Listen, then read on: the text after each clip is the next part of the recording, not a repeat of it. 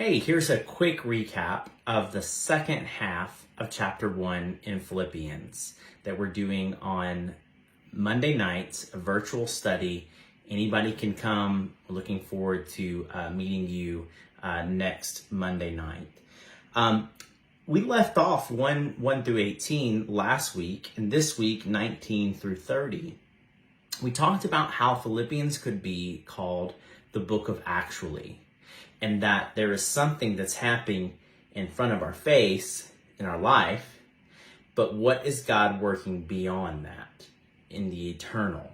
And so in 19 through 26, we read about how Paul is not sure whether or not he's going to live in this prison condition and then get out, or he's going to be executed. And he makes a profound statement in verse 20. He says, according to my earnest expectation and hope that in nothing I shall be ashamed, but with all boldness as always, so now also Christ will be magnified in my body, whether by life or by death. And he says this in verse 21, for to me, to live is Christ, and to die is gain. He goes on and says, it's even far better to die and be with the Lord.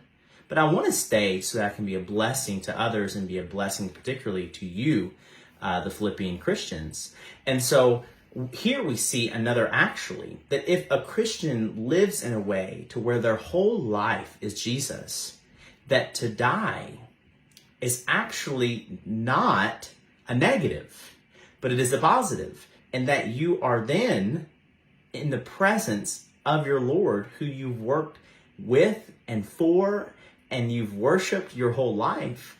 And so here, how could you even threaten a Christian that has that kind of mentality? When we're talking about joy in this book, this is one of those tenets that even in the face of death, a Christian could say, yeah, okay, that's better. That's even better because I can be with Jesus. The second actually moment in this section is in 27 through 30, where he says, let your conduct be worthy of the gospel of Christ. He wants them to be living in a way that they're striving together for the faith of the gospel in verse 27. And then they're having some difficulties, verse 28, and not in any way terrified by your adversaries, the people who are against them when they're presenting their faith, which to them, here's the actually, is a proof of their destruction, but to you of salvation and from God.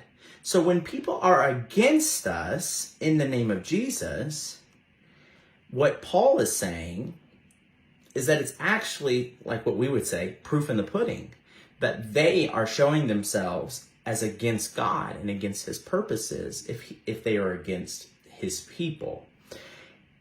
And if I feel like that is not what I'm in for, that's not what I want, Paul corrects that too. Verse 29, he says, for to you it has been granted or graced on behalf of Christ, not only to believe in him, but also to suffer for his sake.